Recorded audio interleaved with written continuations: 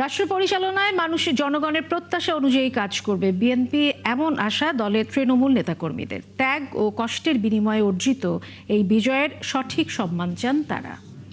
আর কেন্দ্রীয় নেতাদের আশা, এমপিরা শপথ নিলে নির্বাচন পরবর্তী আইন শৃঙ্খলা পরিস্থিতির উন্নতি হবে।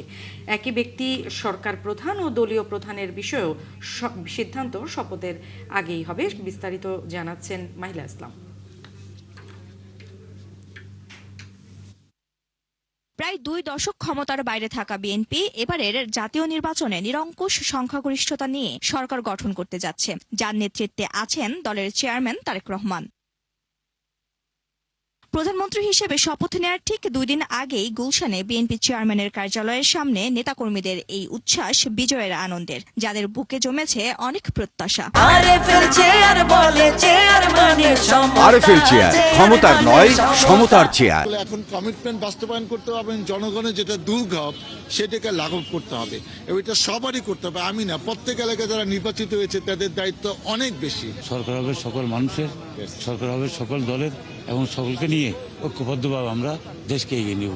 বিভিন্ন সংসদীয় আসনের বিজয়ী বিএনপির প্রার্থীরাও আসেন দলীয় প্রধানের সঙ্গে শুভেচ্ছা বিনিময় করতে। জুলাই চেতনা ও বিএনপির 31 দফার আলোকে কাজ করার প্রত্যয় জানান তারা। আমরা যাই করি আগামী জেনারেশনের কথা মনে রেখে করতে হবে।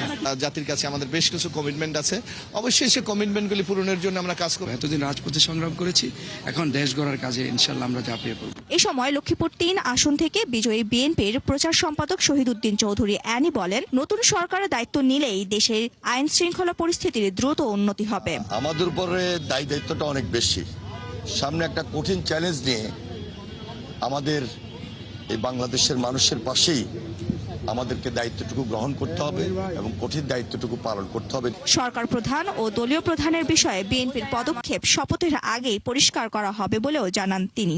আপনার 17 তারিখে ইনশাল্লাহ আমাদের চেয়ারম্যান জনাব তারেক রহমান, যিনি সংসদীয় নেতা হিসাবে, সংসদীয় দলের নেতা হিসাবে তার দায়িত্বটুকু পালন করবেন এবং এই ব্যাপারে আপনারা সবাই আরো বেশি অবগত হবেন 17 তারিখে ইনশাল্লাহ।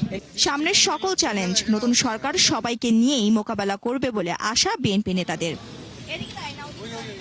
মাহিলা ইসলাম, 71, ঢাকা।